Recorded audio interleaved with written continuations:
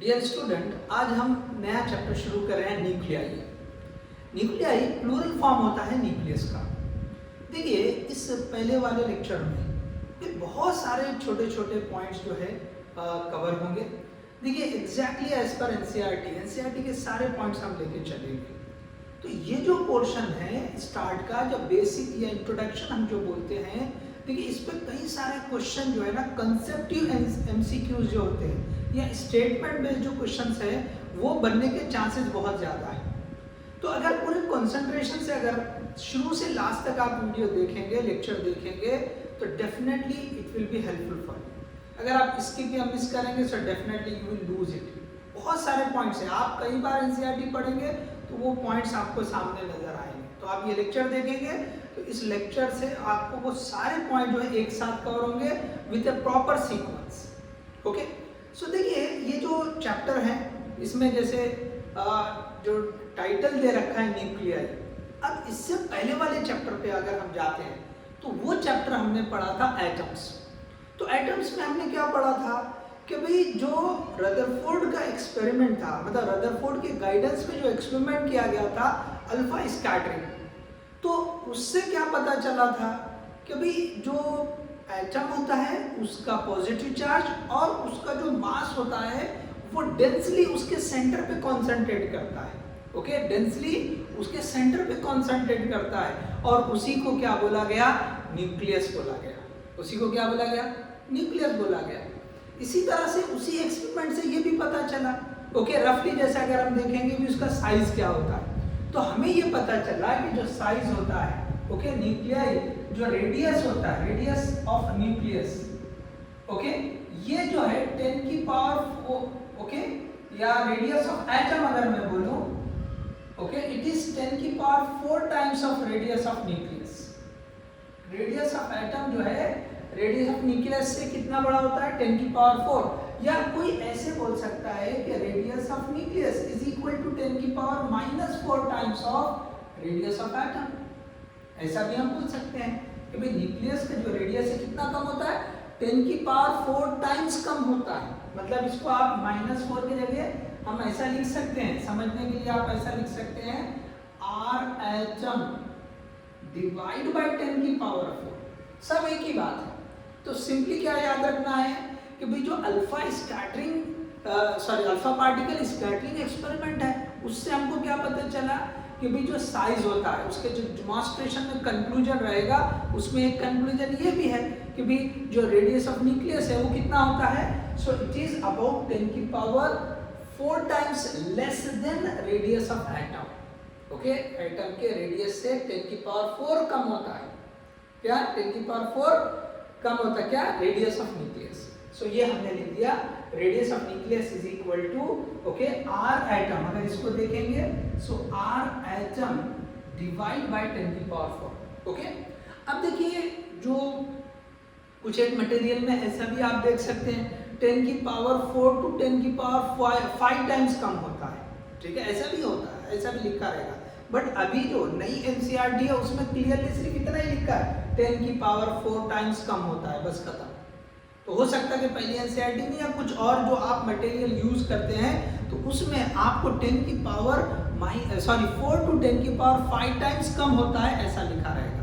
But right now you have to use according to this chapter, clearly NCERT में mention किया है कि 10 की पावर 4 टाइम्स कम होता है। तो हमने वही फिगर लिया है, 10 की पावर 4 टाइम्स जो है ये कम होता है।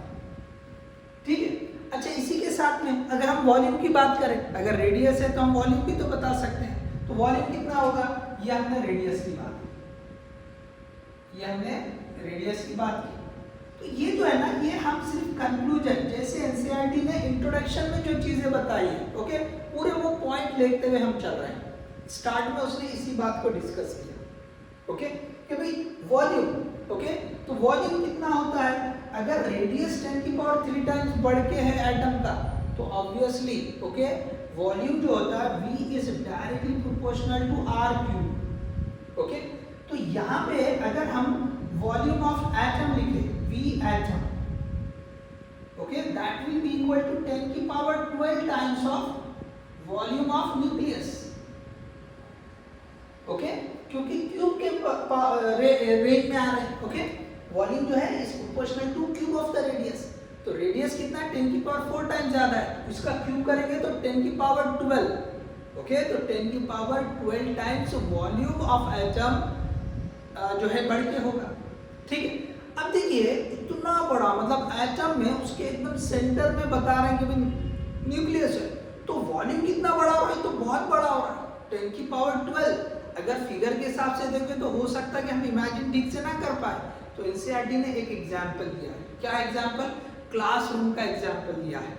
एक क्लास को ये मान ले कि भी एटम है, क्लास को क्या बता रहे हैं, एटम है, और उस क्लास में अगर हम एक पिन ले लें, पिन का जो हेड रहेगा, ओके, एक छोटी सी पिन आती है, सुई ले लेंगे, उसकी जो नोक रहेगी, ओके, पूरा रूम जो है वो एटम है, और वो सुई की नोक जो है, या हम पिन हेड बोलते हैं, अगर पिन की बात कर रहे हैं, एग्जाम्पल पिन हेड बोला है, ठीक है ना, तो वो जो नोक है वो न्यूक्लियस का साइज हो गया। ओके, वॉल्यूम ऑफ न्यूक्लियस उतना ही है।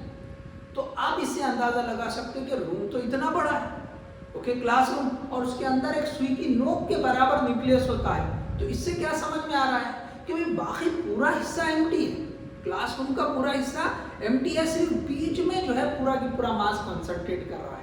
तो मास ऑफ एटम, ओके, जितना होता है, तो ये बताया गया, एनसीईआरटी ने फिगर दिया कि 99.9% जो मास होता है, यहां लिखता हूं मैं, ओके, 99, ओके, मोर देन, ऐसे लिखा, more than 99.9% of mass of atom is at nucleus. Okay, nucleus पे उतना मास आ जाता है, कितना आ रहा है, मोर देन 99.9%। तो ऑलमोस्ट जो मास होता है एटम का, वो कहां पे होता है, जो है न्यूक्लियस में होता है, न्यूक्लियस में पूरा मास। ओके, तो न्यूक्लियस में रहेगा। More than 99% of mass of atom is on the nucleus, on the nucleus. तो देखो ये जो है ना, इंट्रोडक्शन में कुछ पॉइंट्स बोले। अब इसके साथ में अब ये बात समझ में आ रही है, ओके, जो अल्फा स्कैटरिंग वाला एक्सपेरिमेंट था कि न्यूक्लियस होता है और वो एकदम सेंटर में एटम के होता है, ठीक है। तो अब अगर वो होता है तो उसका क्या कोई स्ट्रक्चर होता है, जैसे हमने एटम के लिए पढ़ा लास्ट चैप्टर में, ओके, जैसे हमने चैप्टर में एटम वाले चैप्टर में पढ़ा कि एटम का स्ट्रक्चर कैसा है, ओके, अलग अलग स्ट्रक्चर हमने देखे। तो क्या न्यूक्लियस का भी कोई स्ट्रक्चर होता है? इसी तरह से एटम के अंदर जैसे हमने देखा कि भाई नेगेटिव चार्ज वाले जो है इलेक्ट्रॉन्स होते हैं, बीच में न्यूक्लियस हो रहा है, तो न्यूक्लियस में भी क्या कुछ होता है, उसके क्या कंपोजिशन है, क्या कंस्टिट्यूएंट्स है, उसके अंदर कौन से पार्टिकल्स वगैरह होते हैं। तो ये सारे जो सवाल है, ये इनका जवाब हमको इस चैप्टर में मिलेगा, ठीक है। तो ये जो क्वेश्चन को जो है अराइज करके इंट्रोडक्शन को कंप्लीट कर लिया है एनसीईआरटी ने। उसके बाद सबसे पहला जो पॉइंट है एनसीईआरटी के हिसाब से, पहला जो पॉइंट है वो है एटॉमिक मासेस,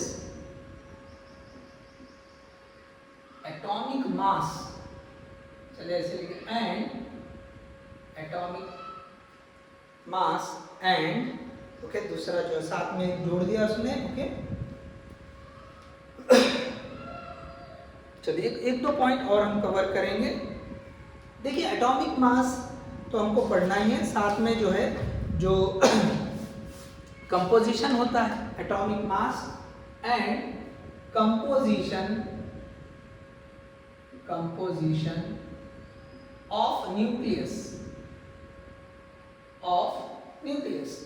लेकिन इससे पहले और भी कुछ पॉइंट है कि भाई ये जो हमारा जो इंट्रोडक्शन हो जा रहा है, ठीक है ना, तो न्यूक्लियस के इंट्रोडक्शन में ये सारी पॉइंट्स बोला है, तो साथ में उसने ये बता दिया कि भाई हम इसमें क्या पढ़ने वाले हैं, और ये जो क्वेश्चंस आया था कि न्यूक्लियस का स्ट्रक्चर क्या होगा, या उसके कंपोजिशन या कंस्टिट्यूएंट क्या होंगे, इसके साथ में ये बताया कि हम इसमें न्यूक्लियस के कुछ प्रॉपर्टीज पढ़ेंगे और कुछ न्यूक्लियर फेनामेना, या जो न्यूक्लियस से एसोसिएटेड फेनामेना है, जैसे रेडियो एक्टिविटी है, ओके, न्यूक्लियर फिजन है, न्यूक्लियर फ्यूजन है, ये जो न्यूक्लियर फेनामेना है न्यूक्लियस से एसोसिएटेड, ये हम पढ़ेंगे।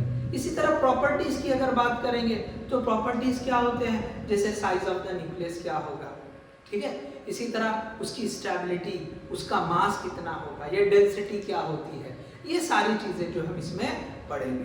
तो अब जो है जो पहला टॉपिक एनसीईआरटी ने लिखा है वो लिखा है कि भाई atomic mass and composition of nucleus. तो यहाँ पे आप खाली जोड़ दे कि भाई हम क्या पढ़ने वाले हैं कि न्यूक्लियस के प्रॉपर्टीज भी पढ़ेंगे, ओके, न्यूक्लियस के प्रॉपर्टीज, और दूसरा न्यूक्लियर फेनोमेना, न्यूक्लियर फेनोमेना। तो पहला पार्ट आपको जो है ना ये प्रॉपर्टीज पर, दूसरा पार्ट आपको जो है ना एनर्जी से रिलेटेड, तीसरे पार्ट में हम न्यूक्लियर फेनोमेना पढ़ेंगे, ठीक है, ऐसे 3 पार्ट से इस चैप्टर के। तो सबसे पहले हम ये पहले वाला पार्ट जो प्रॉपर्टीज है जिसमें हम साइज क्या होता है, मास क्या होती, मास कितना होता है या डेंसिटी कितनी होती है, ओके, वो हम सारी चीजें पढ़ेंगे। और साथ में उसका कंपोजिशन क्या होगा, देखो ये जो है ना ये बहुत ही मतलब जो है अच्छे तरीके से जो है ना एनसीईआरटी ने फ्लो बांधा है, ओके। कंपोजिशन में जो मतलब जैसे न्यूक्लियस के अंदर होता है उसको एक बहुत अच्छे तरीके से जस्टिफाइड किया कि इसमें प्रोटॉन होंगे, इसमें न्यूट्रॉन होते हैं, तो क्यों होते हैं, कितने होते हैं, ये सारे चीज़ों को बहुत अच्छे तरीके से बताया है।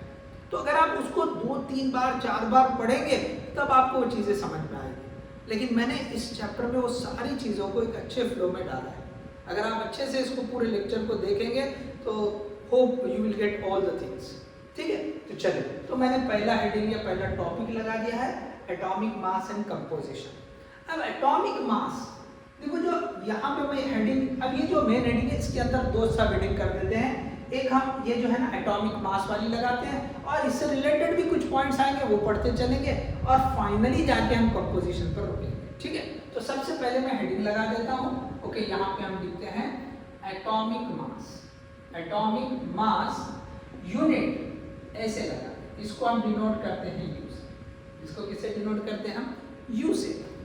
एटॉमिक मास यूनिट, एक यूनिट हम पढ़ रहे हैं। तो देखो जो एटॉमिक मास होते हैं ना वो बहुत छोटी क्वांटिटी होती है एज कंपेयर टू, ओके, वो जो किलोग्राम हम यूज करते हैं। मास का यूनिट क्या है, ऐसा यूनिट किलोग्राम है। तो किलोग्राम जो है ना बहुत बड़ी यूनिट होती है किसके कंपैरिजन में, जो हम मास लेते, सॉरी जो एटम का मास होता है उसके कंपैरिजन। तो एटम का मास बहुत कम होता है, तो it is not convenient at all to measure the atomic masses with using the unit KG. अगर हम केजी में लिखेंगे तो बहुत छोटी वैल्यू लिखना पड़ेगा, तो केजी में मेजर करना ये कन्वीनियंट नहीं है। तो इसके लिए क्या किया, एक और यूनिट यूज किया जिसको बोला गया एटॉमिक मास यूनिट। क्या बोला गया इसको, एटॉमिक मास यूनिट। सो किलोग्राम, ओके, यहाँ पे जस्ट इतना हम लिख देंगे कि जो किलोग्राम है, ओके, जो किलोग्राम है it is not convenient, kilogram is not convenient unit for measurement of atomic mass, ठीक है। तो इसके लिए आपको ये नई यूनिट यूज करना पड़ती है, that is called as atomic mass unit, denoted by U, denoted by U. तो अब ये है क्या, इसको कैसे डिफाइन करते हैं। सो देखिए यहाँ पे अब जैसे एक एग्जांपल लेके एनसीईआरटी ने बताया कार्बन का, कार्बन जो C12, ओके। सो अगर मैं यहाँ लिखूँ मास ऑफ, देखो ये एग्जांपल लिखा है, तो एग्जांपल लिखा है, ओके, एग्जांपल, चलो ऐसे लिखते हैं, example of C12 atom, okay. So mass of C12 atom, mass of C12 atom is, अब देखो ये होता है 1.99, देखो कितना हो रहा है, 1.9927, ओके। एग्जैक्टली अगर लिखेंगे जो एनसीईआरटी लिखा, सॉरी 2647 इंटू 10 की पावर -27 केजी, ओके। कितना होता है ये, 10 की पावर -26 केजी, इतना होता है।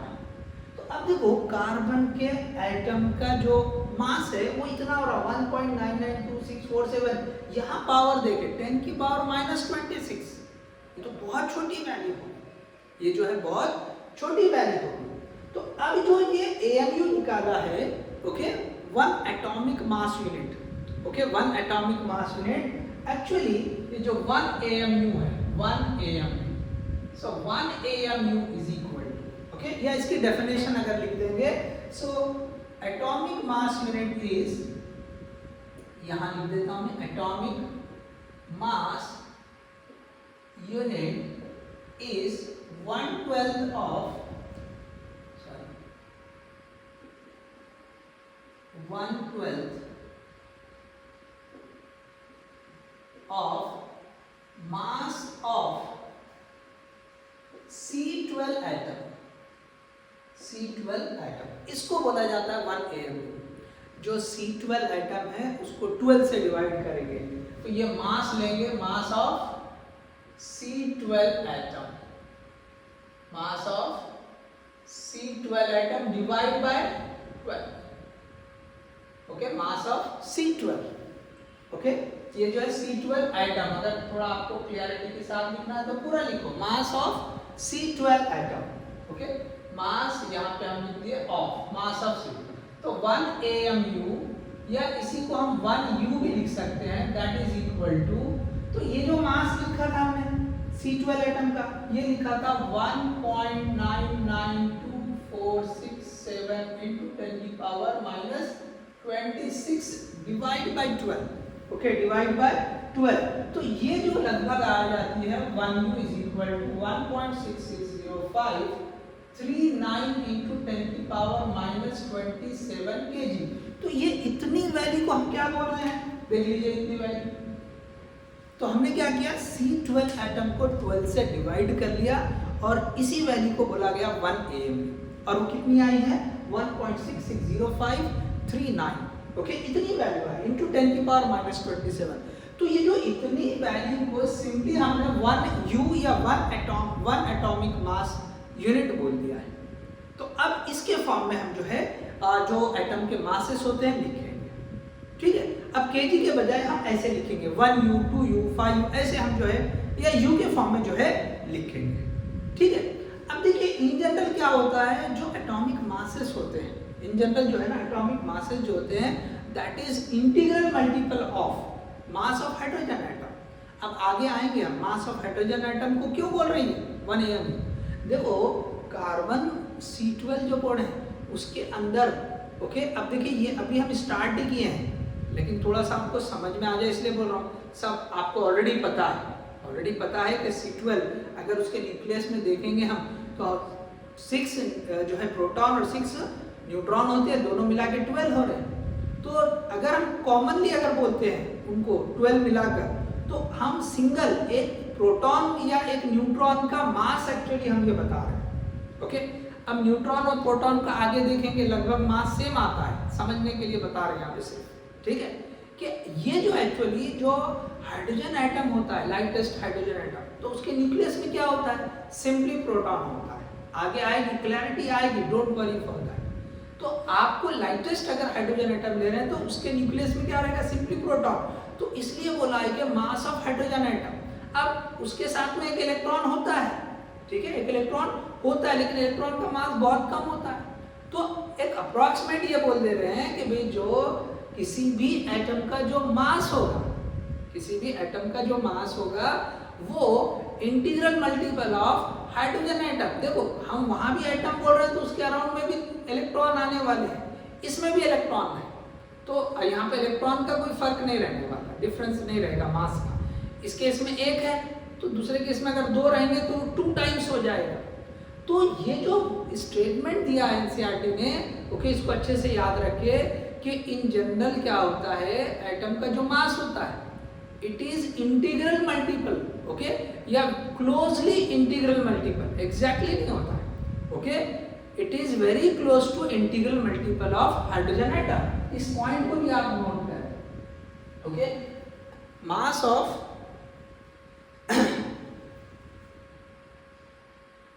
या एटॉमिक मास ऐसे कर दें, एटॉमिक मास ऑफ various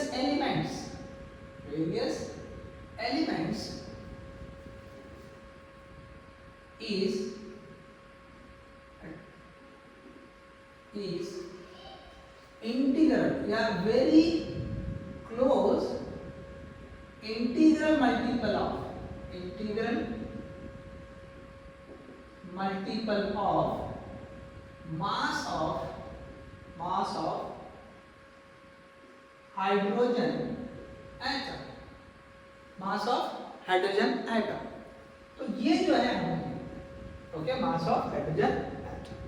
लेकिन ये जो स्टेटमेंट है कुछ जगह पे सही नहीं भी होता है। There are some word use किया उसने certain striking exceptions. Okay there are many striking exceptions ऐसे बोला है। तो कई सारी जगह पे ओके ये जो है ना सही नहीं भी होता है। ओके जैसे फिर एग्जांपल लिखा उसने क्लोरीन का। तो क्लोरीन का जो एवरेज मास होता है एग्जांपल के तौर पे यहाँ पे चलो मैं कलर बदलता हूँ पेन का। एग्जाम्पल लिखा उसने okay mass of chlorine average mass of chlorine atom that is equal to 37 okay sorry average mass is we are having okay 35.47 कितना होता है 35.47 U ओके 47 U। यहाँ पे मैं इसको हाईलाइट कर देता हूँ तो इसको मैं बॉक्स में बता रहा हूँ। ओके ये थोड़ा सा मैं यहाँ लिखता हूँ, हो सकता है आपको नजर नहीं आ रहा होगा। सो देखो ये जो है ना यहाँ पे लिखते हैं 35.47 U ओके 35.47 U। अब ये क्लोजली इंटीग्रल मल्टीपल नहीं हो रहा है क्या नहीं 35.47 ये तो क्लोजली इंटीग्रल मल्टीपल नहीं होता है। तो इस तरह की एक्सेप्शंस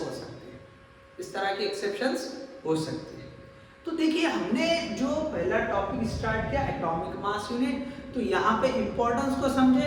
एटम का जो मास होता है वो बहुत कम होता है इसलिए उसको केजी में मेजर करना कन्वीनियंट नहीं होता है।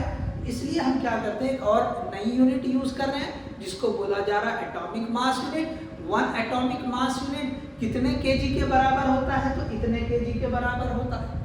ठीक है और साथ में हमने देखा कि जो एटम के मास होता है किसी भी एटम का ओके अलग अलग एलिमेंट के जो एटम होते हैं उनका जो मास होगा it is in general very close integral multiple of mass of hydrogen atom.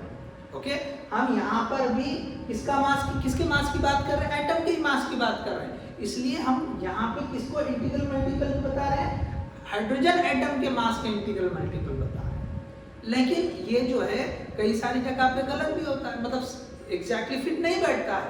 Okay there are few exception या देयर आर सॉरी फ्यू तो नहीं बोला है there are some exceptions. Okay कई सारे एक्सेप्शंस ऐसे बोला है। तो उन एक्सेप्शन में यहाँ पे एक एग्जांपल दिया है क्लोरीन एटम का। तो क्लोरीन एटम का जो एवरेज मास होता है वो होता है 35.47 एटॉमिक मास यूनिट। ठीक है तो देखिए ये जो है हमने जो स्टार्ट था ओके एटॉमिक मास यूनिट को बताने का वो मैंने यहाँ पे सामने रखा है। ठीक है चलिए अब आगे बढ़ते हैं। आप जो है पॉज करके कॉपी कर लें।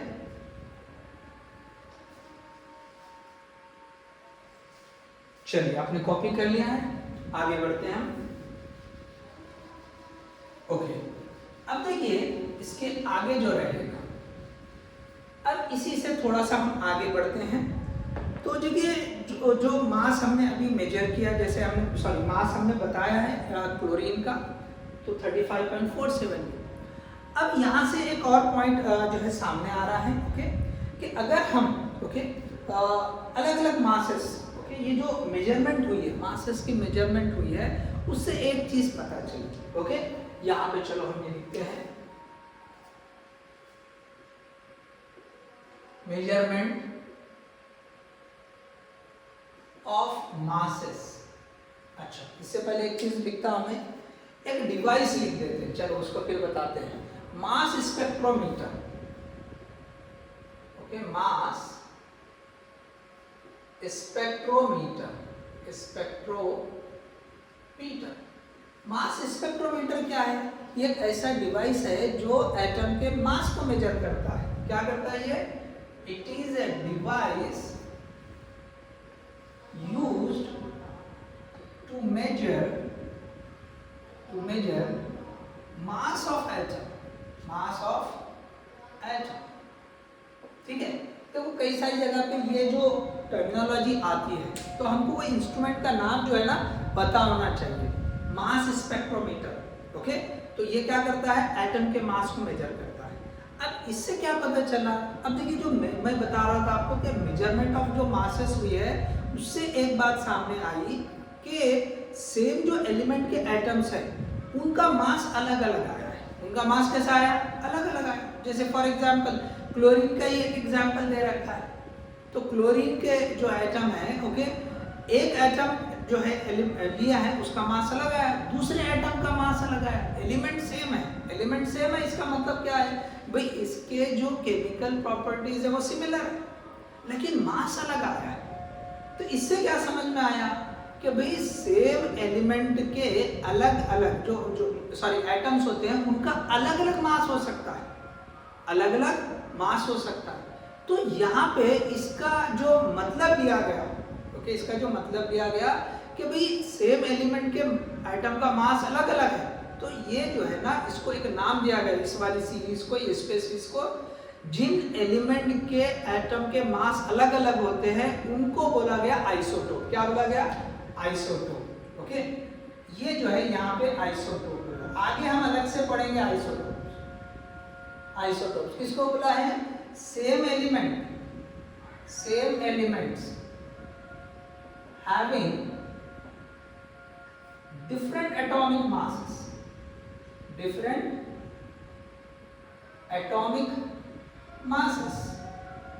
अब ये आइसोटोप, ओके, आइसो एक जैसा, टोप जो है जगह को बोलते हैं, एक ही जगह पे रहने वाले। तो पीरियडिक टेबल में वो एक ही जगह पे होते, क्यों, तो भाई एलिमेंट सेम है। तो अब देखिए इसका जो एग्जाम्पल दिया गया क्लोरीन वाला और एक हाइड्रोजन एटम वाला, इस एग्जाम्पल को हम देखते हैं। एनसीईआरटी ने दोनों एग्जाम्पल को डिस्कस किया। तो यहाँ पे इंपॉर्टेंस को समझे, जो मेजरमेंट की हमने मासेस की उससे हमको ये पता चला, ये स्टेटमेंट फिर से बोल रहा हूँ कि सेम एलिमेंट के एटम का मास अलग अलग आया है, ओके, अलग अलग आया है। तो अब ये जो ऐसे प्रॉपर्टीज रखते हैं एलिमेंट्स, उनको हमने क्या बोला, आइसोटोप बोला। उनको क्या बोला है, आइसोटोप। अब देखिए in general, okay, in general ये भी पता चला है कि जो एलिमेंट्स होते हैं वो जो नेचुरली अवेलेबल होते हैं वो मिक्सचर होते हैं ऐसे आइसोटोप्स का। ये जो आइसोटोप्स है, ओके, एक एलिमेंट के जो आइसोटोप्स होते हैं उनके वो मिक्सचर के फॉर्म में अवेलेबल होते हैं। मतलब सेम एलिमेंट है, कुछ मतलब उसके कुछ एलिमेंट के जो जैसे सेम एलिमेंट के कुछ एटम के मास अलग, कुछ एटम के मास अलग, तो ऐसे मिक्सचर के फॉर्म में अवेलेबल होते हैं, ओके। तो नेचुरली कैसे होते हैं, मिक्सचर के फॉर्म में अवेलेबल होते हैं। तो ये जो मिक्सचर के फॉर्म में अवेलेबल होते हैं उसका एग्जाम्पल दिया, ओके। क्या लिखा है, सो प्रैक्टिकली एवरी एलिमेंट, यहाँ पे एक पॉइंट मैं जोड़ देता हूँ, सॉरी यहाँ पे लिखता हूँ, प्रैक्टिकली एवरी एलिमेंट। देखो ये जो लिख रहे हैं ना, ये बहुत इंपॉर्टेंट चीजें रह गई है। इसके ऊपर स्टेटमेंट बेस्ड क्वेश्चन बना के दे सकता है। लास्ट ईयर का 2024 का क्वेश्चन है, स्टेबिलिटी से रिलेटेड पूछा था, ओके। सेम ऐसे हम सोचते हैं कि ये क्या है, स्टेटमेंट वाले जो क्वेश्चन है ना ये ऐसे बन रहे हैं, तो ये याद रखना, जो मैंने लिखा रहा हूँ ना ये ऐसे, ये आपको याद रखना है, ठीक है। जहाँ पे भी है वो इम्पोर्टेंट पॉइंट जो भी एनसीईआरटी में वो मैं यहाँ लिख रहा हूँ, ओके। साथ में बोल रहा हूँ, गौर से सुने, लेकिन कई सारे पॉइंट्स को मैं लिख भी रहा हूँ, okay. So practically every element, okay, practically every element consist of a mixture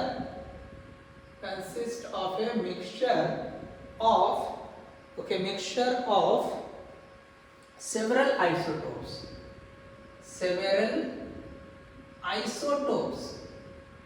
okay.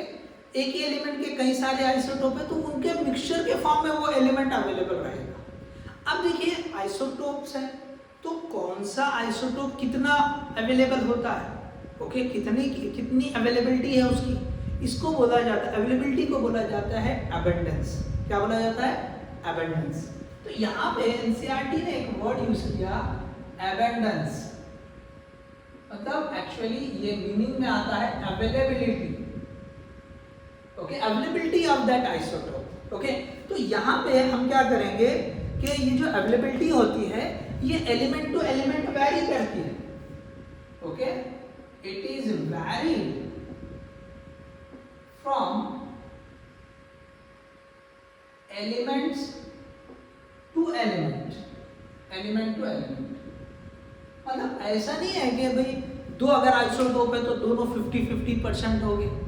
Okay, अगर 3 होंगे तो 33.3, ओके, 1/1/3 होंगे, ऐसा कुछ भी नहीं, कम ज़्यादा कुछ भी हो सकते हैं और ये एलिमेंट टू एलिमेंट वैरी भी कर सकते हैं। तो इसको समझाने के लिए एक एग्जाम्पल दिया एनसीईआरटी ने, फिर से एग्जाम्पल आया है क्लोरीन का। क्लोरीन के 2 आइसोटोप होते हैं। ओके, यहाँ पे मैं एग्जाम्पल लिख रहा हूँ। ओके, क्लोरीन वाला एग्जाम्पल। ओके, एनसीईआरटी ने जो दिया है एग्जाम्पल, क्लोरीन वाला एग्जाम्पल, तो उसमें क्या बताया है, क्लोरीन इज हैविंग 2 आइसोटोप्स। अब देखिए 2 आइसोटोप है तो इनका जो एटॉमिक मास है, ओके, मतलब पहले वाले आइसोटोप का एटॉमिक मास और दूसरे वाले जो है एलिमेंट का एटॉमिक मास कितना है, तो इसमें जो है ना दिया है, पहले का दिया उसने 35.98 U और दूसरे का दिया है 37, ये जो रहेगा 34 पॉइंट। ओके, इसको क्या लेना, 34 अप्रोक्सीमेटली 35 होता है, यहाँ थोड़ा सा आप चेंज करें, ये होगा 36.98 U। अब आप देखो गौर से, ये जो U है एटॉमिक मास यूनिट, जैसे मैंने बोला था कि एक प्रोटॉन के बराबर लगभग आएगा, लगभग आएगा। अगर हम प्रोटॉन की बात करें, U की बात करें, तो यहाँ पे ये 34.98 U, 36.98 U, so it is very close to, okay, integral multiple 34.98, it is near about 35। इसी तरह 36.98 ये कितना होता है, अप्रोक्सीमेटली 37 होता है, ठीक है ना। सो ये 35 के बराबर आ रहा है करीब करीब, और ये 37 के। तो यहाँ देखिए जो आइसोटोप अवेलेबल है उनका जो अगर हम एटॉमिक मास देख रहे हैं, so this are very close, ये जो है बहुत क्लोज है किसके, integral multiple of, okay, this U के, ठीक है। अब हमको ये पता करना है ये अलग, ये अलग, अभी कितना अवेलेबल है, तो ये जो पहला आइसोटोप है वो अलग अवेलेबल होता है लगभग 75। ओके, इसका जो रिलेटिव अबंडेंस है, रिलेटिव अबंडेंस मतलब ये कितना अवेलेबल है, तो ये होता है 75। ओके, इसको लिखे आप नीचे 75.4%, और बचा हुआ ये रहेगा तो 24.6%। इसको थोड़ा सा आप जो है बॉक्स में कर दें, ओके, याद रखने के हिसाब से। ओके, तो ये जो एग्जाम्पल दे रहा है ना, ये आप याद रखें। ओके, एनसीईआरटी ने जो एग्जाम्पल दिया है वो हमको याद रखना पड़ेगा, ठीक है। तो क्लोरीन वाला एग्जाम्पल दिया तो कितना अवेलेबल है, इसके ऊपर एमसीक्यू भी बनाए, न्यूमेरिकल बनाए, ठीक है। तो अब क्या होता है कि इसके कैलकुलेशन थोड़े से लेंथी हो जाते हैं, तो एग्जाम में क्या कर सकता है कि ऐसा एग्जाम्पल हो कि हाइपोथेटिकली भी एग्जाम्पल बना के दे सकता है जो आसान कैलकुलेशन वाला, ठीक है। तो यहाँ पे ये जो अबंडेंस दिया है कि जिसका एटॉमिक मास 34.98 U है वो कितना अवेलेबल है, नेचुरली 75.4%, और ये कितना है दूसरे वाला 24.6%। अब इसकी जो है कैलकुलेशन है, इसके जो है कैलकुलेशन है कि भाई हम इसका जो एवरेज निकालते हैं, एवरेज क्या बोला है हमने 35.47, तो ये कैसे आया है, तो मैं जो है इधर का रफ कर देता हूँ, हम इसकी कैलकुलेशन करेंगे। ओके, एनसीईआरटी ने इसकी कैलकुलेशन दे रखी है, तो चलो इसको कैसे कैलकुलेट करते हैं, एवरेज मास कैसे निकालेंगे। तो ये जो जितना अवेलेबल है, ओके, तो एवरेज जो वेटेड वाला फॉर्मूला होता है, ओके, तो उसी तरह का हम लेंगे, तो ये यहाँ पे निकालेंगे एवरेज मास। तो क्या लेंगे भैया, पहले वाला कितना है इसका atomic mass 34.98 U, okay, into ये कितना अवेलेबल है, so it is available 75.4%, okay, plus अब देखिए थोड़ा सा यहाँ पर कि मैं नीचे लिखता हूँ क्योंकि वहाँ पे वो आएगा नहीं, कवर नहीं होगा, तो थोड़ा मैं नीचे लिखता हूँ। ओके, यहाँ लिखते हैं, चलो। सो ये यहाँ से समझिए, ये जो है ये ऐसा करना। So average mass of chlorine, इसके लिए वर्कआउट कर रहे हैं हम। तो हमने लिखा ये 34.98 इंटू 75.4, ये साथ में यू रहेगा सॉरी, इंटू 75.4 प्लस, अब दूसरा कितना है 36.98 है, 36.98 you into 24.6 divide by, okay divide by percentage में तो आप 100 से डिवाइड करेंगे, ये 75.4 ये 24.6, सो टोटल कितना हो जाएगा मिला के 100, तो 100% से हम डिवाइड कर देंगे। ओके तो अब इसको आप वर्कआउट करो, सो ये जो एवरेज मास आएगा क्लोरीन का, सो दैट विल बी, ओके अब मैं डायरेक्ट लिख रहा हूँ, आप इसको वर्कआउट कर लो। आंसर क्या आएगा जो पहले मैंने बताया था, कितना बताया था 35.47 यू, यही आंसर आएगा। दिस इज नॉट 4, ये जो है यू है, ओके क्या है यू है। आप इसको वर्कआउट कर लो इसको, तो आपको ये आंसर आ जाएगा। ठीक है, so this is we are having average mass for chlorine, average mass for chlorine रहेगा। ठीक है, सो इस तरह से हम जो है कैलकुलेट कर सकते हैं। अब देखिए इसके बाद एक और एग्जांपल दिया है जो एनसीईआरटी ने, that is of hydrogen atom. चलिए आप इसको पॉज करके कॉपी कर ले, मैं रब करता हूँ। ठीक है, चले कॉपी कर लिया आपने, इसको अब रब करते हैं। सो अब देखिए किस तरह से हम आगे बढ़ रहे हैं। अभी हम जो है ना ये मासेस की, एटॉमिक मासेस की बात हो रही है। ओके, एटॉमिक मास यूनिट को डिस्कस कर लिया हमने। अब देखिए ये किस तरह से जो है, आप देखिए ये फ्लो कैसे जा रहा है। ये फ्लो जो है ना, जो कंपोजिशन की तरफ हम आगे बढ़ रहे हैं कि जो न्यूक्लियस है उसके अंदर प्रोटॉन्स होते हैं, इस पे जाके रुकने वाले हम आगे चलकर। ये जो डिस्कशन चल रहा है इससे कहाँ पे रुकेंगे कि भाई न्यूक्लियस के अंदर प्रोटॉन होते हैं, कितने होते हैं, इस पे जाके हमारा डिस्कशन रुकेगा। तो एक एग्जाम्पल यहाँ पे समझाने के लिए दे दिया कि भाई ये जो क्लोरीन का जो मास होता है, एवरेज मास, वो इस तरह से हम पता करेंगे। उसके जो आइसोटोप होते हैं उनका जो मास होता है और उनका जो अबंडेंस होता है वो बता दिया। अब एक एग्जाम्पल दिया हाइड्रोजन एटम का। ओके, हाइड्रोजन एटम, तो जो हाइड्रोजन एटम होता है, okay so hydrogen is having 3 isotopes. कितने होते हैं इसके? 3 आइसोटोप्स होते हैं। ओके, हाइड्रोजन के कितने हैं? सबसे लाइटेस्ट एलिमेंट, और इसके आइसोटोप कितने हैं? 3 होते हैं। अब इनके मासेस उसने लिखा कि भाई हर एक का कितना होता है। ठीक है, तो यहाँ पे सबसे पहले का बता दिया कि भाई इनके जो है 1.00, ये पहले आइसोटोप का जो है एटॉमिक मास बता रहे हैं 1.0078 यू। दूसरे का बता रहा है 2.0141 यू, और तीसरे का होता है 0.016 ओके 0 यू। ओके, तीसरे का होता है 3.0160 यू, करेक्ट। ठीक है, तो ये जो है ना तीनों के उसके जो आइसोटोप है, ये बेसिक पहले वाला लाइटेस्ट एलिमेंट, लाइटेस्ट एटम जो रहेगा, एलिमेंट रहेगा हाइड्रोजन, उसके बाद उससे हेवियर, उससे हेवियर, उसके जो 2 आइसोटोप है, ये दोनों आइसोटोप को क्या नाम दिया गया? इसको बोला गया ड्यूटेरियम। क्या बोला गया इसको? ड्यूटेरियम। और इसको क्या बोला गया? ट्रीटियम। इसको क्या बोला गया? Tritium. So these are the isotopes, ये इसके आइसोटोप्स हैं। ओके, सो मतलब इसको मिला के 3 हो रहे हैं, हर एक को मतलब मानेंगे, लेकिन जो बेसिक हाइड्रोजन एटम है उसके लिए ये 2 और उसके आइसोटोप और 2 बोल रहे हैं, मतलब टोटल 3 ही हो रहे हैं। ओके, टोटल 3 हो रहे हैं। अब देखिए इसमें जो है ना सबसे ज्यादा जो अबंडेंस है वो इसकी है। ओके, इसकी जो अबंडेंस है, यहां लिख रहा हूं मैं abundance. Okay, it is having 99.985%। सबसे ज्यादा यही है, सबसे ज्यादा पहले वाला ये जो H11 लिखते हैं, एक ही प्रोटॉन, न्यूक्लियस के अंदर एक ही प्रोटॉन, एक प्रोटॉन एक इलेक्ट्रॉन, खत्म। तो ये लिखते हैं कि भाई इसका जो अबंडेंस है, ये अवेलेबिलिटी है सबसे ज्यादा 99.985%, मतलब ऑलमोस्ट 100% जो है इसी फॉर्म में अवेलेबल है, इसी फॉर्म में अवेलेबल है। तो अब देखिए यहाँ पे ये जो इसके अबंडेंस इतनी ज्यादा है, तो ये जो एलिमेंट है इसका जो न्यूक्लियस है, इसका जो न्यूक्लियस है उसी को हम क्या बोलेंगे? ओके, ये जो है प्रोटॉन बोलेंगे, इसी को क्या बोलेंगे?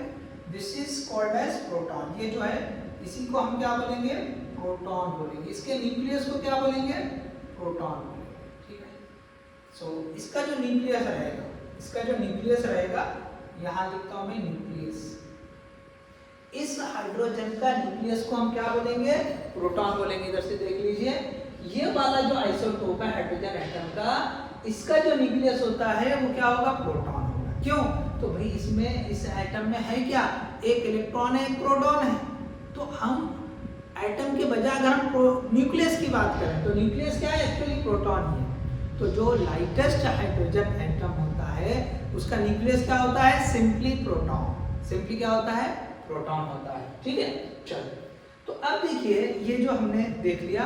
अब एटॉमिक मास यूनिट के फॉर्म में जो है प्रोटॉन का मास कितना होता है, इलेक्ट्रॉन का मास कितना होता है, ये भी हम देखेंगे। इधर वाला हम रफ कर देते हैं। चलिए, ये हो चुका है सबका, इसको हम रफ कर देंगे। इन वैल्यूज को आपको याद रखना है, क्योंकि सारी चीजें दे रखी है, एनसीईआरटी ने दे रखी है। So you have to remember, आपको याद रखना पड़ेगा। ओके, आपको याद रखना पड़ेगा। छोटे, मैंने आपको पहले बताया कि छोटे छोटे चीजें आगे चल रही है, सारी चीजें, सब कुछ आपको ये एनसीईआरटी में आप बारीकी से देखें, बिल्कुल आपको मिलेगा। ठीक है, तो अब आगे बढ़ते हैं हम कि भाई मास ऑफ प्रोटॉन कितना होगा। चलो, अब यहाँ पे छोटी हेडिंग लगा दी हमने, मास of proton. Okay, mass of proton. तो मास ऑफ प्रोटॉन के लिए हमने लिख दिया कि भाई mp इज इक्वल टू, क्या करेंगे हम, मास ऑफ प्रोटॉन। तो देखो ये जो है ना, mass of lightest hydrogen atom, मतलब हाइड्रोजन एटम में क्या है, यहाँ एक प्रोटॉन है और एक इलेक्ट्रॉन है। तो इसमें से इलेक्ट्रॉन का मास निकाल लें, ये क्या लिखेंगे हम, mass of hydrogen atom minus mass of electron. So क्या बचेगा, मास ऑफ प्रोटॉन बचेगा। मास ऑफ हाइड्रोजन एटम कितना दे रखा है, ये वाला 1.0078 U। देखो ये जो है ना, जो स्पेक्ट्रोमीटर है वो एटम का मास बताता है, एटम का मास बताता है। तो अगर हमको न्यूक्लियस का मास निकालना है तो क्या करना पड़ेगा, हमको इलेक्ट्रॉन के मास को सब्ट्रैक्ट करना पड़ेगा। और इसमें प्रैक्टिकली इसी तरह से आएगा, प्रैक्टिकली इसी तरह से आएगा। तो चलिए यहाँ पे मैंने लिख दिया mp इज इक्वल टू ये 1.0078 U माइनस, अब यहाँ पे मास ऑफ इलेक्ट्रॉन, चलो ये मैं ये लिखता हूँ कि जो मास ऑफ इलेक्ट्रॉन होता है 0. चलो ये mp लिख दिया मैं, चलो यहाँ पे since mass of electron is equal to 0.0055 okay U। तो ये आपको याद रखना है कि इलेक्ट्रॉन का मास जो है एटॉमिक मास यूनिट में कितना होता है, तो 0.00055 U एटॉमिक मास यूनिट, इतना होता है। समझे, बहुत कम होता है, इलेक्ट्रॉन का मास बहुत कम होता है। तो आपको ये यहाँ रखना है। So therefore mass of proton is equal to 1.0078 U minus 0.00055 U। So that will become, इसको वर्कआउट करें आप तो 1.00727, कितना आ जाएगा, 727 आ जाएगा, 1.00727 U इतना मास आ जाएगा प्रोटॉन का एटॉमिक मास यूनिट में। तो ये वैल्यू आपको याद रखना है, इलेक्ट्रॉन के लिए ये याद रखना है। तो हमने यहाँ पे इस बेसिस पर, ये जो हमने हाइड्रोजन के 3 आइसोटोप्स होते हैं उसके बेसिस पर हमने मास of proton atomic mass unit में वर्कआउट करके निकाल लिया है। ठीक है, अब अगर इसको केजी में लिखना रहेगा तो U का वैल्यू मालूम है हमको, 1.66053 into 10 की पावर माइनस 27। अगर हम ये रखेंगे तो ये वैल्यू आ जाती है केजी के फॉर्म में 1.67। ओके, आपको दोनों याद रखना पड़ेगा, 1.67 into 10 की पावर माइनस 27 केजी। तो कई सारी जगह पे क्या होता है कि हम जब वर्कआउट करते हैं, ओके, मतलब इस चैप्टर से हट के कई सारी जगह पे जैसे हमको यूज होता है कि भाई प्रोटॉन का मास कितना है, इलेक्ट्रॉन का मास कितना है, so there we are using in KG only. तो हमको ये वैल्यू केजी में भी पता होनी चाहिए। तो हमने 1.67262 into 10 की पावर माइनस 27 केजी ये मास ऑफ प्रोटॉन रहेगा। ये एटॉमिक मास यूनिट के फॉर्म में, ये केजी के फॉर्म में। ठीक है, तो ये हो गया हमको। अब देखिए जैसे हमने बोला ये दोनों जो आइसोटोप्स हैं तो ये दोनों के नाम बता दिए। अब इसमें ये जो तीसरा होता है ना, यहाँ पे एक और पॉइंट जोड़ दो, चलो कलर बदलता हूँ मैं। जो तीसरा होता है ट्रीटियम, ओके, ट्रीटियम के बारे में लिखें। ये अनस्टेबल होता है, इट इज अनस्टेबल, ये स्टेबल नहीं होता है। ओके, आगे हम पढ़ेंगे स्टेबिलिटी क्या होती है।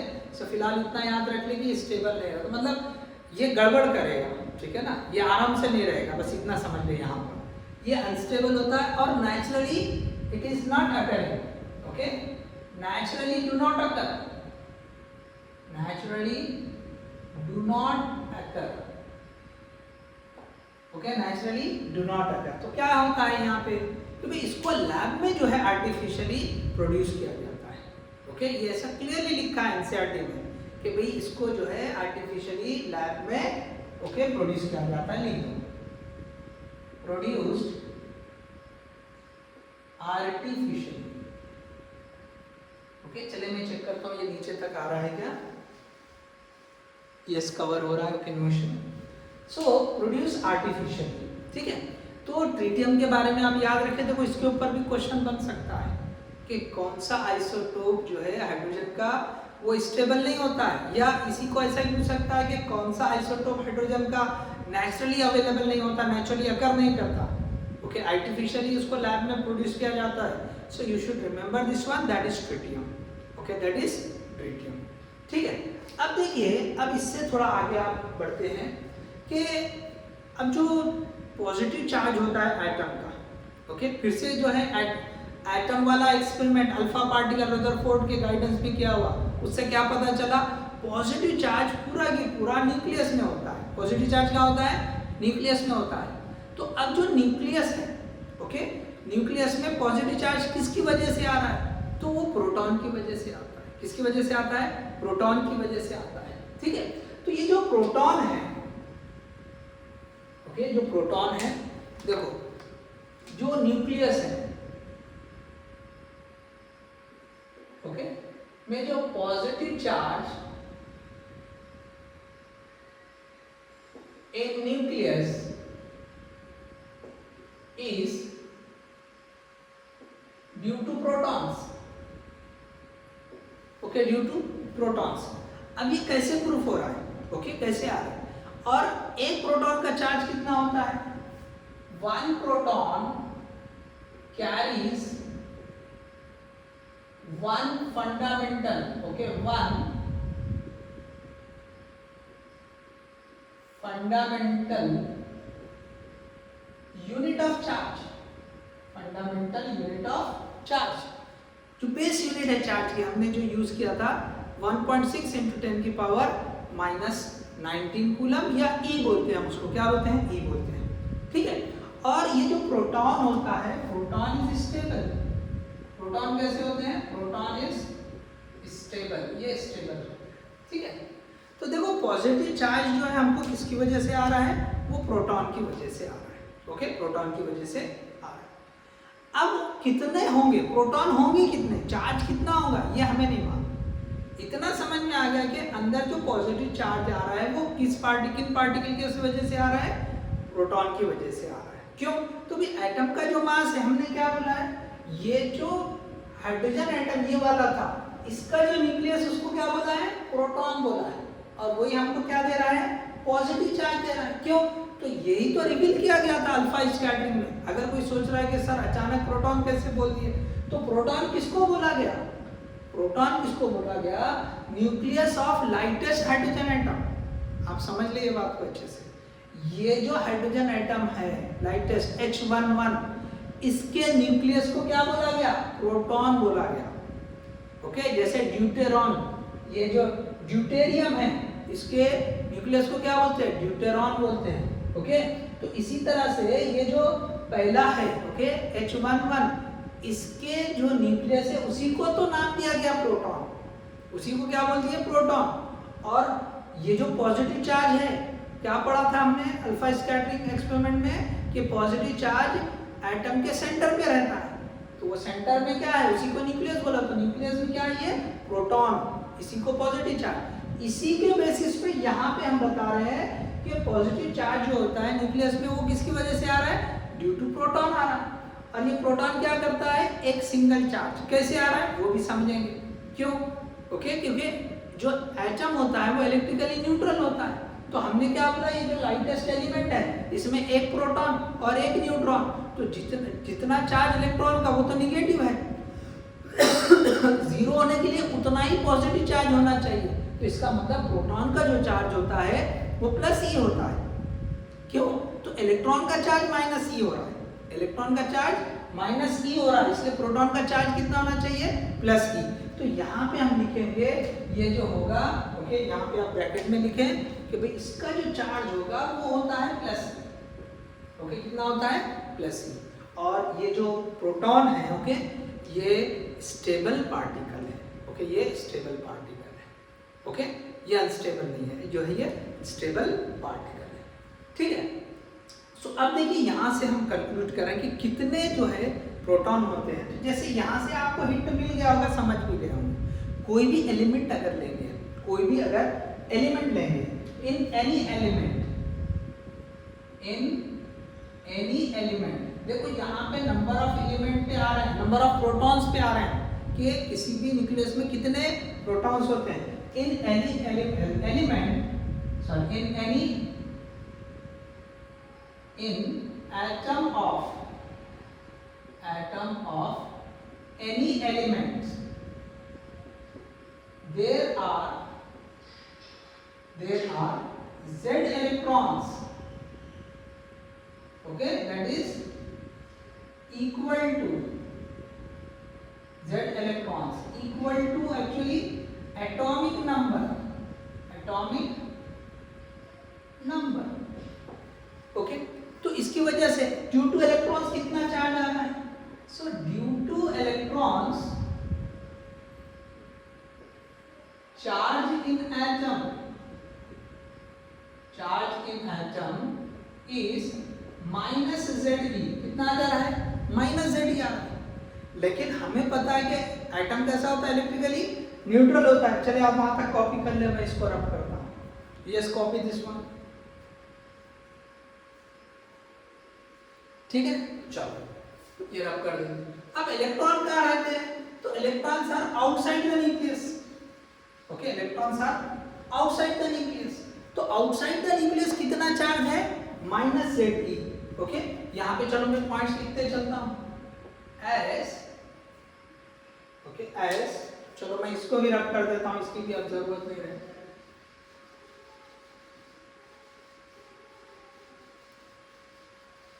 Okay, as electrons are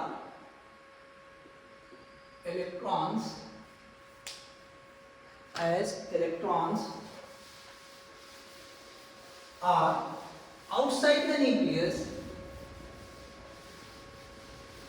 as electrons are outside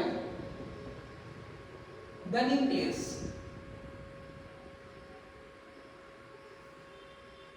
so here charge is minus ZE।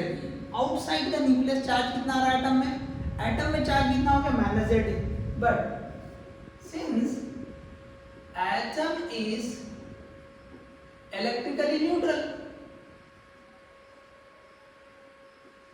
Okay, electrically neutral मतलब इसका चार्ज जीरो होता है, ओके, चार्ज न्यूट्रल होता है। तो ये माइनस ZE है, तो अब जो चार्ज प्लस ZE आएगा तो ही ये न्यूट्रल हो जाएगा। तो ये कहां से आना चाहिए, okay.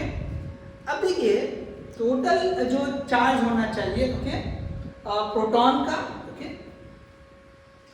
So from nucleus, so charge of the nucleus must be ZE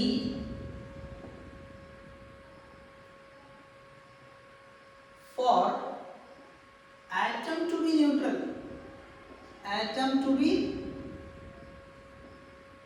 neutral, तो एक प्रोटॉन का चार्ज कितना होता है, E, ओके। तो इसका मतलब ये कितने प्रोटॉन है, hence in nucleus of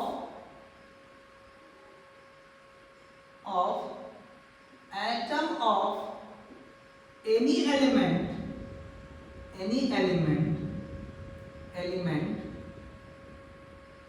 is Z exactly equal to,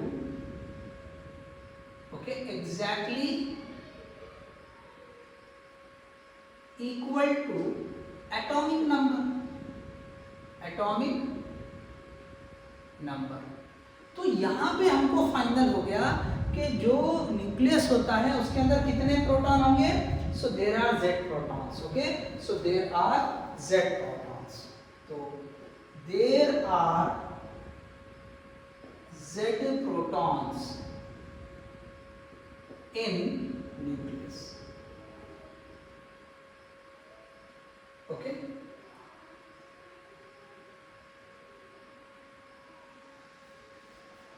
sorry, यहाँ पे इन एनी एलिमेंट, यहाँ पे लिखो नंबर ऑफ प्रोटॉन्स इज, या इसको लिख दीजिए there are Z protons in nucleus. वापस लिखा है मैंने, ये देख लीजिए, ठीक है। तो यहाँ पे हम कंक्लूड कर चुके हैं कि जो न्यूक्लियस होता है, न्यूक्लियस में कितने प्रोटॉन्स होते हैं, Z exactly equal to atomic number, ठीक है, exactly equal to atomic number, okay. चलिए आप ये कॉपी कर लें।